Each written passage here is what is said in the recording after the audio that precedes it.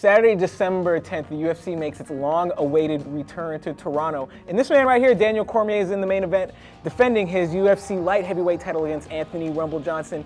Daniel, welcome to Toronto.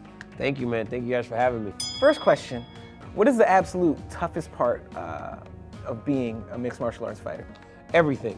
I mean, the entire experience is tough. You know, from walking out to the octagon, to getting in there and fighting, to training and preparing for a fight.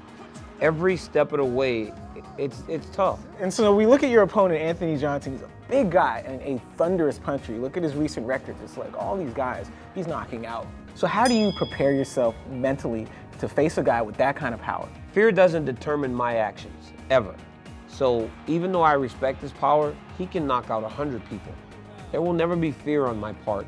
And I'm gonna approach it the way that I approach every other fight and every other competition. Nothing changes for me because a guy can punch hard. I'm gonna go and press him. I'm gonna make him work for 25 minutes. I'm gonna beat him again.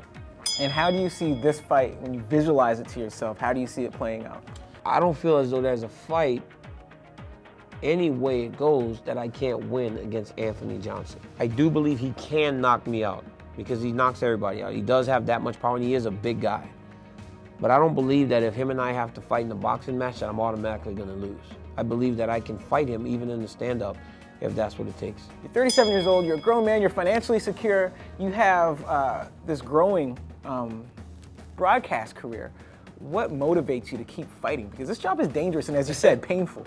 When I was done wrestling after the 2008 Olympic Games, I thought my competitive days were over, but playing NBA 2K9 just did not get it done for me.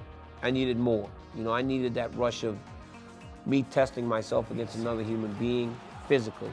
So yeah, the money's there, the security's there, my kids, my family's good, Selena's good, but they don't give me competition, and I need that.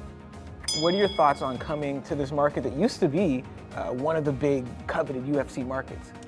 I'm very excited because it still is.